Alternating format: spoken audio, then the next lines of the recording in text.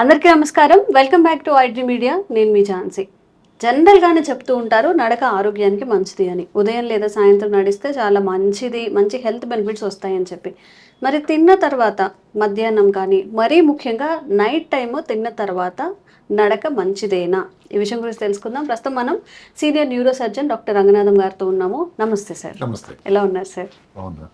Sir, తిన్న తర్వాత నడవండి అని చెప్తూ ఉంటారు. అలానే ఫాస్ట్గా కాదు, పరిగెట్టద్దు, కొంచెం బ్రిస్క్ వాకింగ్లా చేయమని చెప్పి. దీనివల్ల ఎలాంటి ఆరోగ్య ప్రయోజనాలు ఉంటాయి సార్?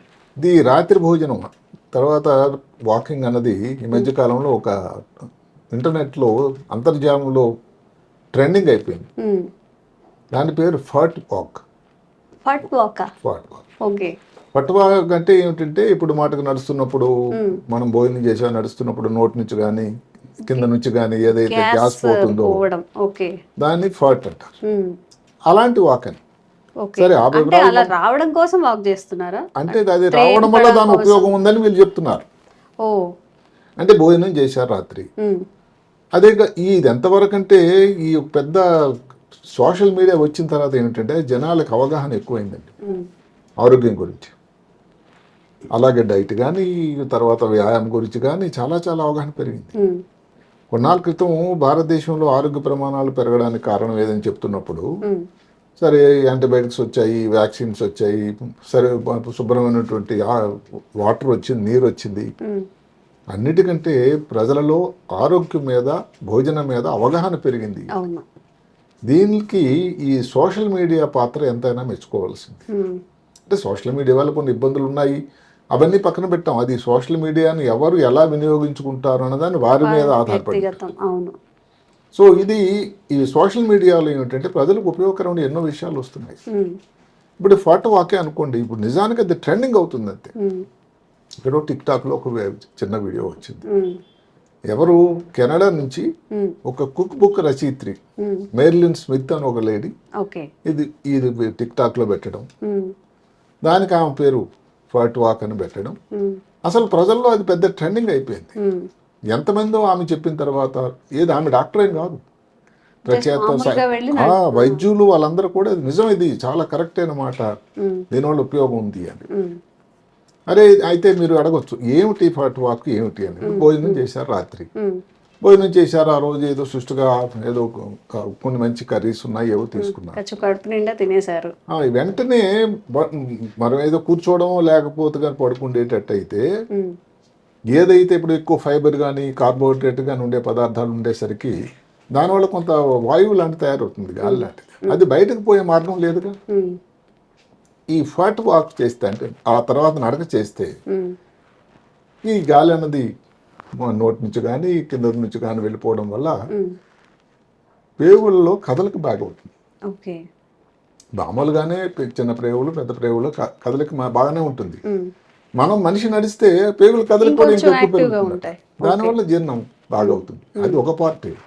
రెండో పార్ట్ సైంటిఫిక్ గా ఎంత గొప్ప విషయం అంటే భోజనం చేసాం, భోజనం చేస్తే శరీరంలో సడన్ గా షుగర్ పెరిగిపోతుంది, అది గ్లూకోజ్ పెరుగుతాయి.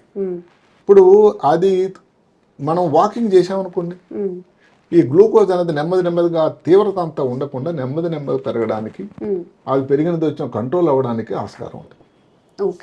ఇప్పుడు భారతదేశంలో అదే మనకు తెలుసు, దగ్గర 213 మిలియన్లు 2024 గణాంకాల ప్రకారం డయాబెటీస్ వ్యాధితో బాధపడిన ఉన్నారు.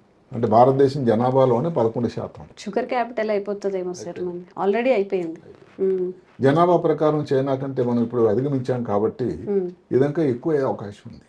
సరిగదా ప్రీ డయాబెటిక్స్ తీసుకోండి, అంటే డయాబెటిక్స్ వచ్చే అవకాశం ఉండేవాళ్ళు దగ్గర 136 మిలియన్లు ఉన్నారు.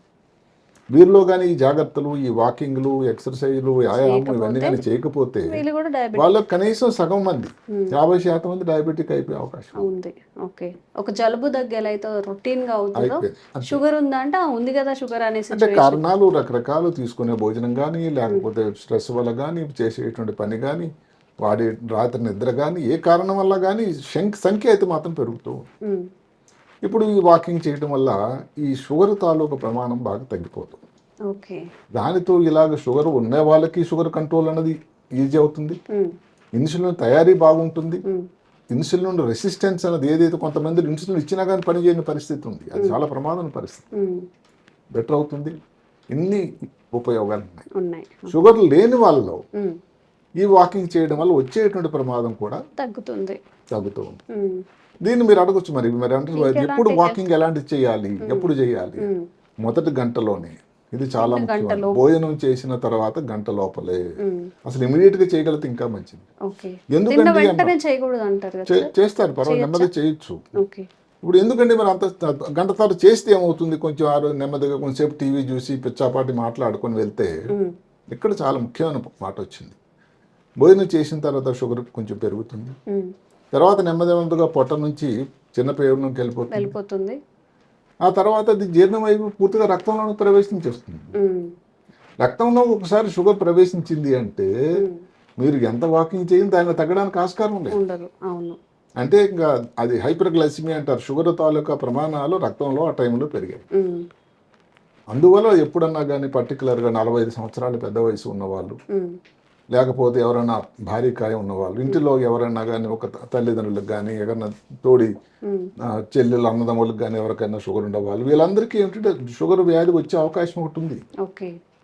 అందువల్ల ఏ రకం వాకింగ్ చేసినా అనేది దానివల్ల ఉపయోగమే. ఇంతకుముందు మనం చేసుకున్నాం, సైలెంట్ వాకింగ్ చెప్పుకున్నాం, 30 నిమిషాల్లో నడవాలని చెప్పాము, ఇది చెప్పాము. ఇది ఏమిటంటే ముఖ్యంగాను ఈ భోజనం తర్వాత షుగర్ అన్నది పెరగడం అన్నది ఒకటి అందరికీ రొటీన్ కాబట్టి, అలాంటి టైంలో రాత్రి భోజనం తర్వాతే కానీ చేస్తే ఇది చాలా ముఖ్యమైన విషయం అని. రాత్రి భోజనం తర్వాతే చేయాలి, లేకపోతే మధ్యాహ్నం భోజనం అంటే మధ్యాహ్నం భోజనం తర్వాత ఈ పరిశోధనలో మధ్యాహ్నం గురించి రాలేదు, అది ఎందుకు దానికి ఇంకా రావాలి. ఇక్కడ మీరు చెప్పారు కాబట్టి చాలా మందికి ఏమిటంటే ఇది అందరూ గమనించాలి. భోజనం బ్రేక్ఫాస్ట్ ఉదయం ఏదైతే ఉందో చాలా మంది మిస్ అవుతుంటారు. పనిలో ఏదో ఒత్తిడి, తొందరగా వెళ్ళిపోవాలి, ఆఫీస్కి లేట్ అయిపోతుంది, వాచ్ చూసుకుంటూ. ఇది సరైన సలహా కాదేమోనని ఇంకో కొత్త పరిశోధన. ఎందుకంటే మీరు ఉదయం బ్రేక్ఫాస్ట్ మిస్ అయ్యారు అంటే ఏమిటి, మధ్యాహ్నం తర్వాత భోజనం తర్వాత కానీ లంచ్ తర్వాత కానీ మీ షుగర్ వాల్యూస్ చాలా పెరిగిపోతాయి. ఒక్కసారి పెరిగిపోతాయి సార్, మార్నింగ్ తినకపోవడం వల్ల.